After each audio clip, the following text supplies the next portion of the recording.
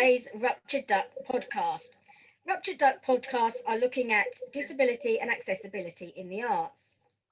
Now, on today's show, we have actor Mark Beer, and I'll be speaking to Mark in a moment. Mark was originally from Birmingham, and his acting career began at the age of 17 when he was awarded a bronze medal at the Cheltenham Literary Festival for the role of Romeo in Romeo and Juliet. He then trained at City Literature Institute in London. In 2017, Mark was nominated by BBC Radio Drama for the Norman Beaton Fellowship Award. He's been a professional actor for some 30 years now.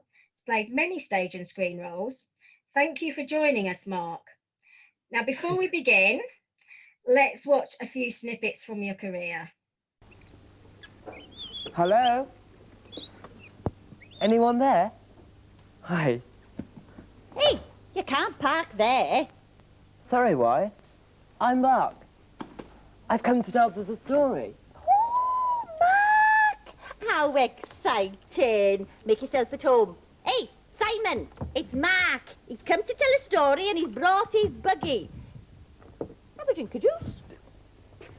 Hi, Mark. Hello. You got here all right? Of course he did, Simon. If he didn't, he'd still be outside. Well, no, why? It can be quite difficult getting around in a wheelchair. You can have a bit of bother when you're in a wheelchair. Tony had a bit of bother. Tony? That's the boy in the story I'm going to tell. Oh, the story! Oh, how exciting. Bring your buggy in and come and tell us. Do you need a hand, Mark? No, I'll be all right. But I may need a hand to tell the story. Oh, I'd love to give an hand to tell the story. Well, then, you can be Auntie Barbara. Auntie Barbara! Oh, Simon, Auntie Barbara. Come on, give us an hand to get me bits. If you hadn't spotted it, I'd be dead now. I wouldn't be in so much pain. I wouldn't be in this chair. I wouldn't be here. That's why. So you're a coward. Neve was 10. She's 16 now. You've had all this time together. Look at me! I'm a prisoner! Neve is my jailer! It's her birthday. Every year, for the rest of her life, this is all she'll remember. This is so selfish. It's not selfish. Of course it's selfish! I would have done it years ago if I didn't think there was a risk of her being put into care. But there isn't now. She's an adult. She will inherit the house. Today is the day I will set us both free. She was doing this bit of a dodge and I said, "Mum, let go of my arm." And the next thing, I didn't really wrench it, but the next thing I know, she was flat on the pavement and I said, "Oh my God, Mother." People gathered round and I picked up her bag.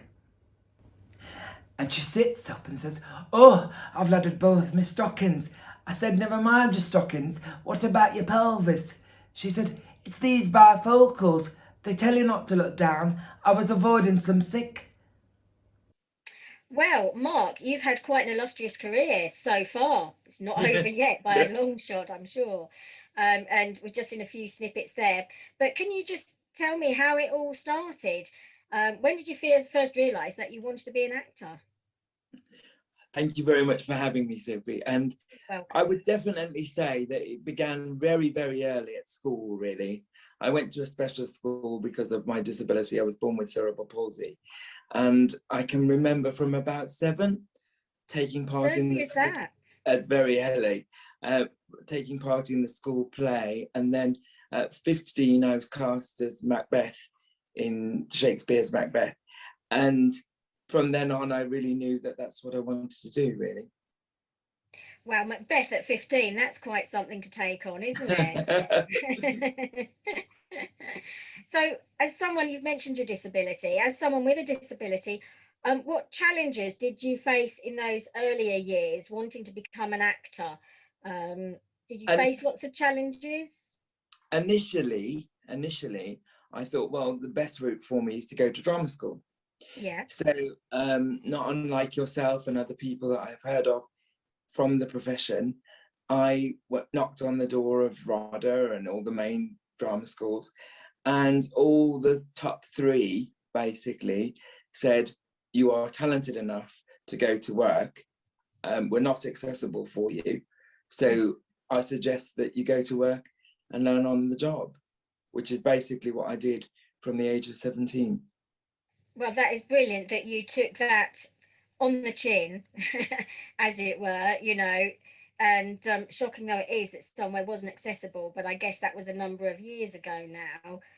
Quite a long time. Not saying you're getting on in years, of course, but I know I was probably around at the time having much the same experience, and I was even told that they wouldn't encourage me to go into a career where there wasn't going to be that much work for me. That's how blunt it was. So they were very nice and they were very kind, but they were very honest and direct. And they said, you know, there's no way we can train you. So, and you already have a natural ability, so go out there and work, which is exactly what I did. Well, that's fantastic. Thank you. Were you are there any points along the way where you were either encouraged or discouraged from sort of pursuing things? No, not really. I have a very supportive family, and they supported me enormously. And I worked continuously from 17 till I was 27 without a break. And it was telly, film, theatre, everything, all right across the board. I learned so much in that short space of time because I literally did everything that was thrown at me. And that is, I think, testament to you in that determination that despite not being able to get the formal training, you still thought, I'm going to do this. You know, I did. Yeah, I did take advice from a very dear friend of mine, an actress called Catherine Schofield, who is no longer with us. A beautiful lady inside and out, who took me under her wing when I met her in my early 20s. And she encouraged me to go to the professional acting class at the City Lit, which is what you mentioned. So all the way through from my early 20s to my mid 30s, I trained my voice every Friday in a professional acting class. And as a result of that now, it stood me in very good stead, really. Brilliant. Now, one of your first roles, or one of your earliest roles on TV, I think, was Playdays, where you were presenting Playdays. We've seen a clip of that. You were one of the first disabled performers, I believe, to present a children's TV show. I believe I was on at the BBC at that time, yes. Yeah, so how was that? What was that like?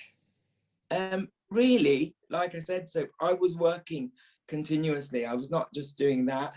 I was doing plays in the evening and touring the country, and then going back into recording that in the daytime. My days were chock-a-block. It was so busy that my agent used to ring up on a daily basis and say, do you know where you're going today?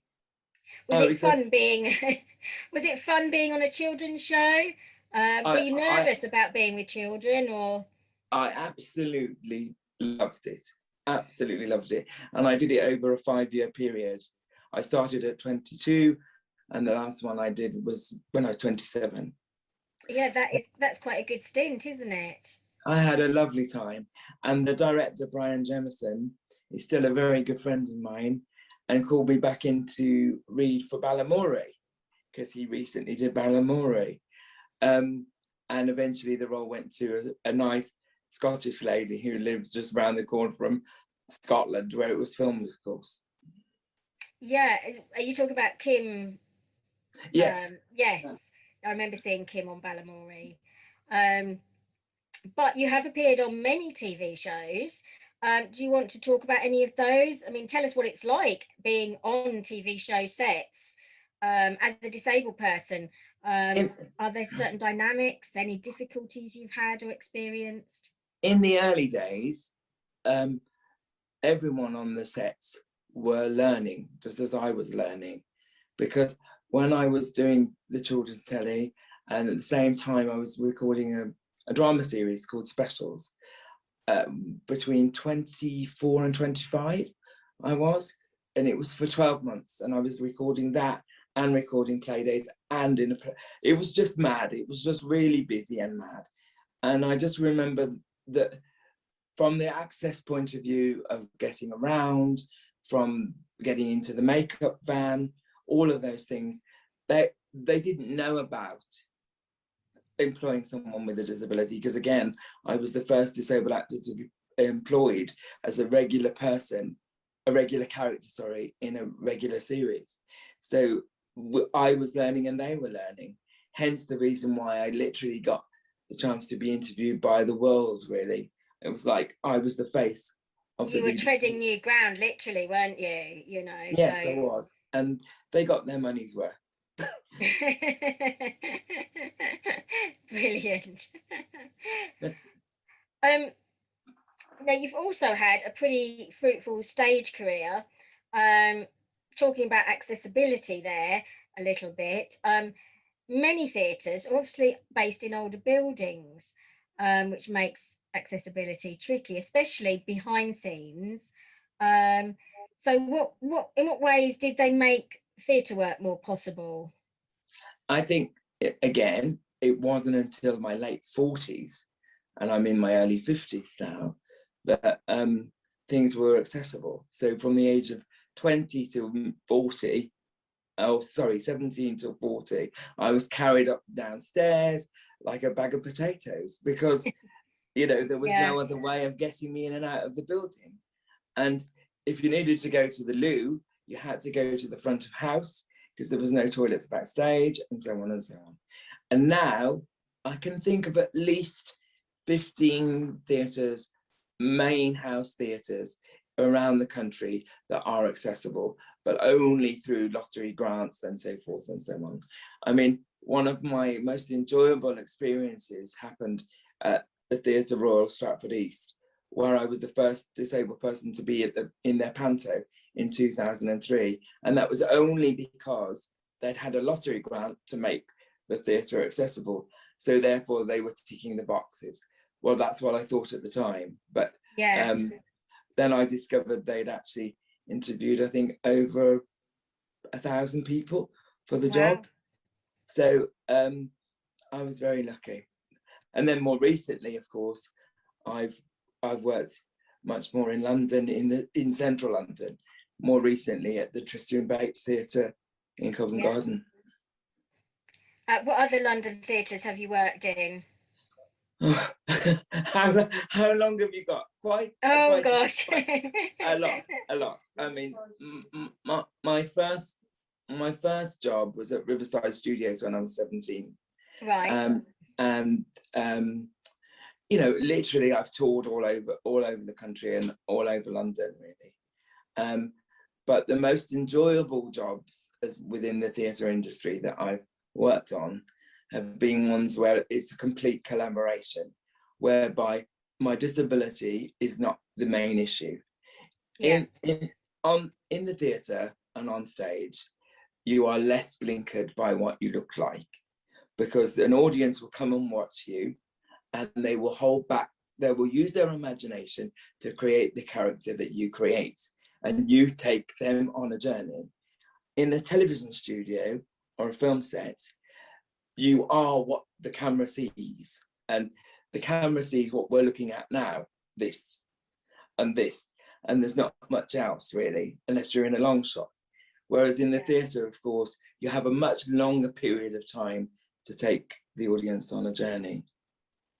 So you feel more positive about theatre in the way that you could play a non-disabled role. So you played Romeo, for example, one of your early roles. But you feel less positive about the way TV has cast. How can I put this as nicely as I possibly can? I was cast as a young man to struggle against my disability, to be angry against the world.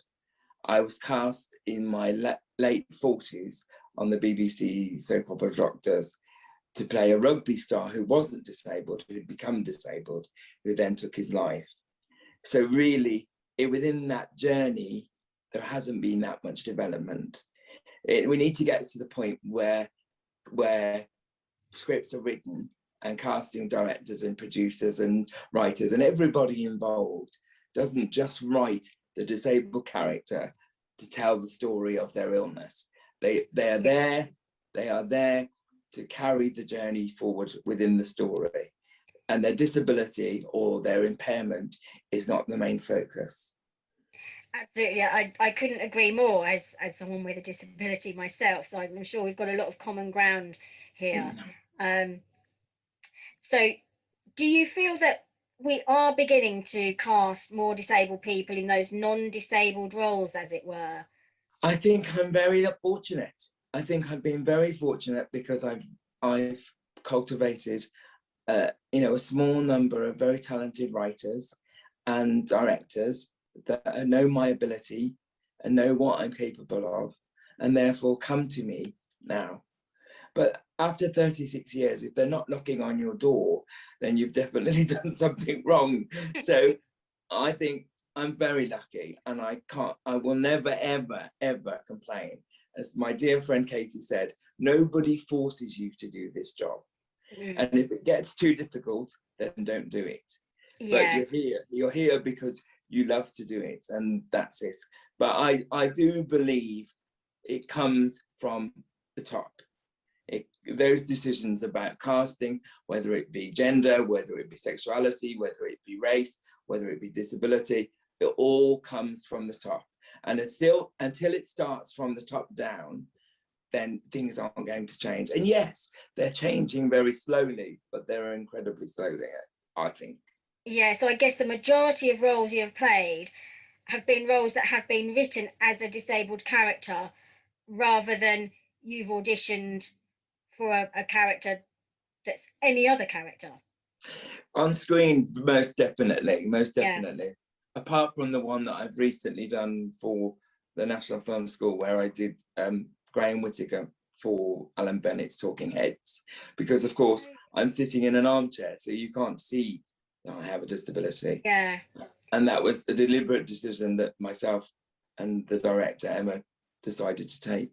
Yeah, you mentioned the National Film School. I believe you've worked with them on a number of occasions. It sounds like that's quite a positive experience. And you've been working with some of the student filmmakers, I believe.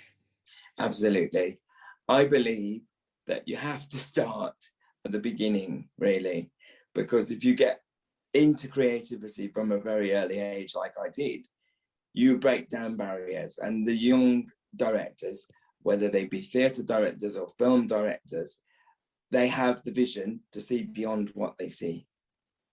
And I've been working with them on and off really since 2000. And the roles that I've been given have been incredibly varied, and I'm very lucky. You say incredibly varied. Are those some of those roles we were just talking about, in terms of they're not necessarily about disability or being a disabled character, they're just non-disabled roles? No, I would say that only Graham really has been a non-disabled character. Yeah. The other ones were things like Whose Life Is It Anyway, based on the play, where I played the lead character in that. And then I played Richard III in Shakespeare's Villains. Actually, the first job when I was in 2020, it was a film called Two's Company. And it was about an incestuous relationship with a brother and sister. And that had nothing to do with his disability. Yeah. And I guess you're saying that you'd like to see more of that the roles you play, or anyone with a disability plays, isn't necessarily going to be about their disability in an ideal world. And what I'm saying, I suppose, is that you can't ignore it. Like, you can't ignore the fact that somebody's got one arm. You can't ignore the fact that somebody's got a black face. You can't ignore those things. So they're therefore part of the story, but they're not the main focus of the story. They're a sideline to the story. The main focus of the story should literally be the journey of the character that the writer has written.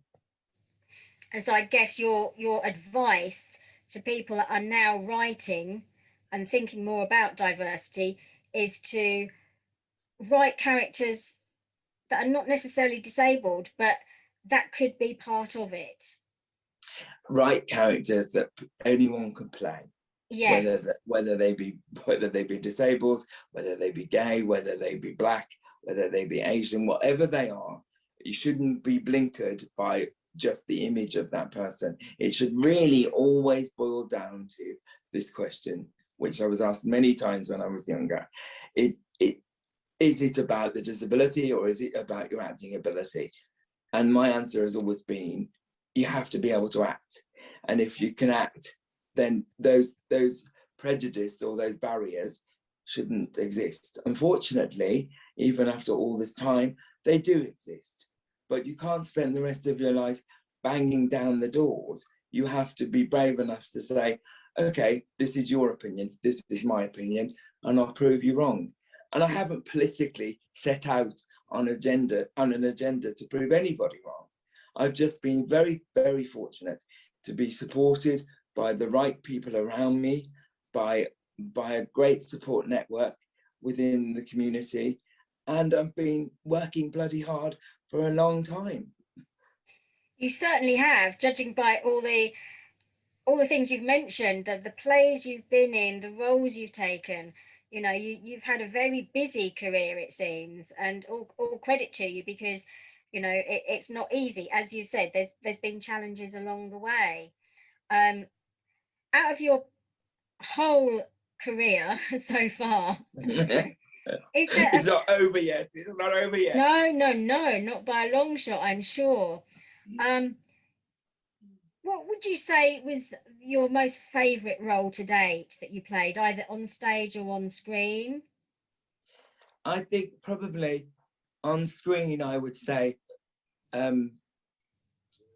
even though it's very much a typical, stereotypical role for me to play, because every time they want an actor to cry or make an audience cry, I get the job. So the job that I did on Doctors in 2012, and then it was repeated in 2014 because of demand, which is really nice. That one I really enjoyed, because even though it was only for one episode, he went on a really emotional roller coaster, and he was so far removed from my own self. Brilliant. And what about stage roles? What was your best stage role, do you think? Oh, that's really hard, because I've done so many. But the one that I suppose I'd say sticks out in my mind, purely because it's something I would never normally be cast as, was the role that I did in 2018 at the Albany Theatre Festival, and then the Arts Theatre, and then at the Tristan Bates, where I played a kind of embittered, prejudiced, bit of a dickhead, really, who wasn't very nice. He was a really nasty piece of work, beautifully written and a great company, but certainly nothing like myself. And for me to play that role every night was a joy, because I could literally leave myself behind. That's brilliant. And that's actually interesting to hear, because a lot of disabled people often feel that they tend to be cast in roles that are more of a victim or an embittered person, you know, because life's dealt them a bad blow. They're, you know. I think on screen, that's definitely the roles I've been cast in, and probably will continue to be cast in, because of what I look like. And that's fine, that pays the bills and it keeps me busy. But from a creative point of view and an artistic point of view, I will never, ever, ever not get better opportunities than I will in the theatre. Yeah, so was your character, was he a little bit evil? I Because think everyone loves to play an evil character, don't they? Whether, you know. non-disabled or disabled? Basically, sorry, I should have explained. It was from a play called The Lost Soldier, and it was to commemorate the First World War, 100 years of the First World War. And this man was a general in the army, and he came back with being paralyzed. And so he was very angry about that whole journey anyway. And as the play unravels, you see how complex and how embittered he is by his own life's journey. He lost a child, he loses his son, and so on and so forth. So it was very multi-layered, and therefore I had a lot to play with. But I would say that the disability was a kind of byproduct rather than the main product. The main product really was his inward battle that was going on in his head. Yeah, it sounds a very powerful piece on many different levels, you know. The audiences certainly liked it very much. Yeah, I'm not surprised, you know. It sounds like it was a great character to play, that, you know, there was lots of complexities to his character. So nobody liked me for a while, but I mean, you can't. It was quite. What was lovely is that I was able to escape completely into him, so it was nothing about me personally. Yeah. You mentioned earlier about returning to the London stage, and we've spoken about possible inaccessibility of stage for backstage, for people performing, you know, getting onto the stage, etc. How far do you think we've come in terms of the theatre? I think you said there's probably only about 15 that you could name. I think London is particularly behind. I think the problem. You'd say London is particularly behind. Yes, I do. I really do. I think it's such a shame, isn't it? Because, you know, London is seen like the centre of, you know, drama and well, centre of drama in real life, but nevertheless, you know, it's seen as the capital. You know, it's seen as the capital centre, the cultural centre. Sorry, and therefore it's unfortunate that a lot of the main theatres I couldn't work in, and some of the smaller venues that I've worked in are still not 100% accessible. But if you let that lead you, you'd never go to work. Yeah. So therefore you have to say to yourself, do I want to spend my life touring, which I did up until I was probably end of my 30s. So I toured from 17 till 39, 40, and by the time I reached 40, I said, that's it.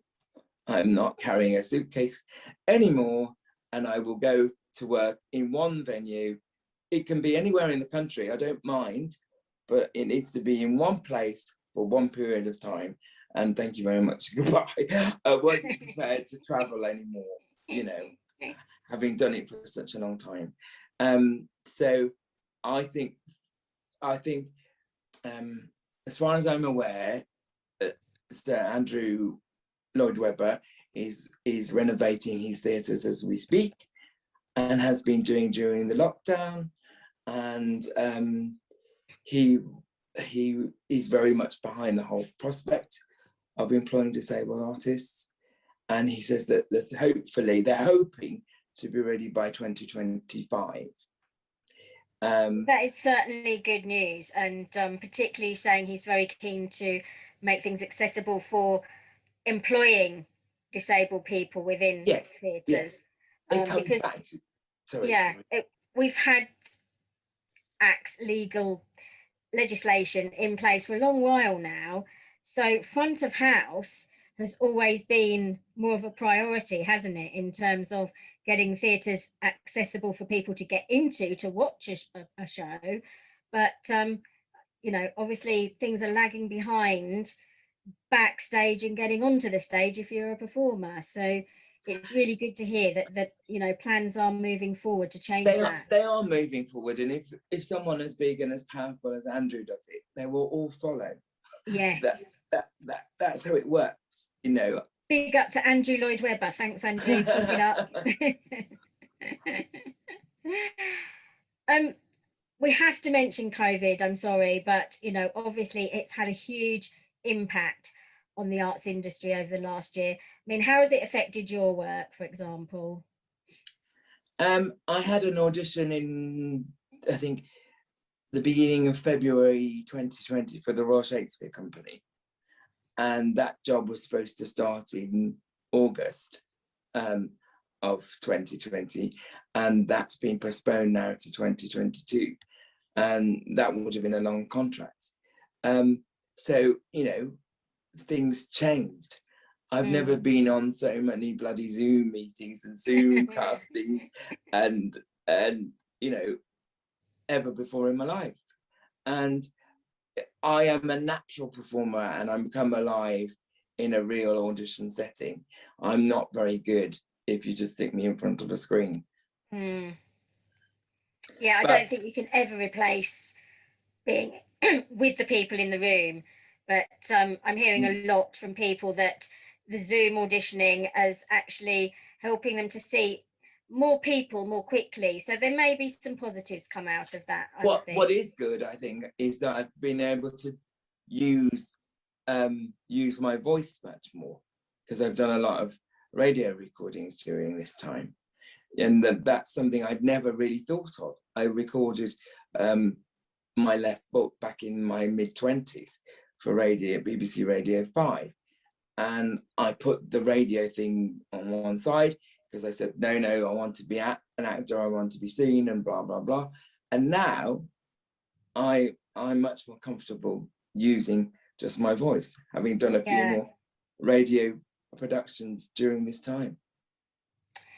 We're coming to the end of this now, Mark, but I would like to just give you a couple more questions. Firstly, with all your experience, which is great, what advice would you give to a performer sort of starting out now, whether they're disabled or not?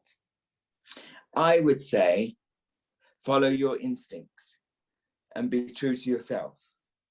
Yes, good advice. Yes, get advice and get support, but actually you cannot beat going out there and learning on the job. I think there's a lot of good to be learned from going to drama school, and there's a lot of bad that can be learned from going to drama school. I think at the end of the day, it's about, when you're young and you're starting out, it's about grabbing every opportunity with both hands and giving it a full 110% commitment, really. Brilliant. I think that sounds like excellent advice for anyone. And finally, so what is next for you? What have you got in the pipeline? I'm very, very excited to say that I start rehearsals in middle of June, once the next COVID thing is lifted, on an outdoor production of The Sound of Music. Brilliant. And that's going to be in the Cotswolds. So I'm really looking forward to that. That is amazing. Oh, isn't it going to be great to get back to having live theatre, and being able to, go out there and see shows again, like The Sound of Music, the iconic Sound of Music. I think I'm very, very fortunate. And I think I'm very lucky. And I think that the fact that it's outside, obviously people will feel a lot safer to come and see. And I can't wait, really. I really can't wait. No, I'm sure it'll be another amazing tick box in your career. Good luck with that anyway, Mark, and I hope you really enjoy getting back to doing that after all this time off, as it were, over the last year. So